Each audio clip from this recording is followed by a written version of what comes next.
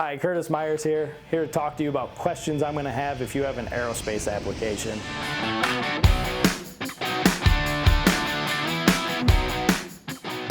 So the first thing we're going to do is start with capacity.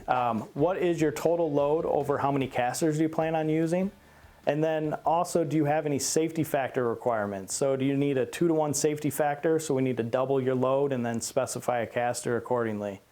The next thing to do is figure out, do you have any constraints? Is there any height constraints? Is there any width constraints? And then we can figure out how large of a caster, how small of a caster we can make. From there, we also need to know, is it moved manually or is it going to be moved with some sort of power device such as a tugger or a fork truck? And then also, is it going to be moved inside or outside?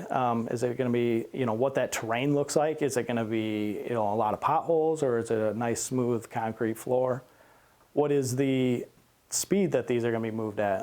So if it is some sort of power device, are they moving it fast?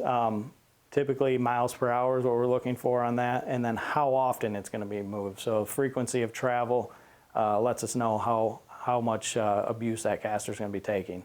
So the last thing to consider is floor load. Do you have a floor load requirement? What is the maximum amount of load that a floor can take? Because sometimes we have to spread that load out over a bigger contact patch.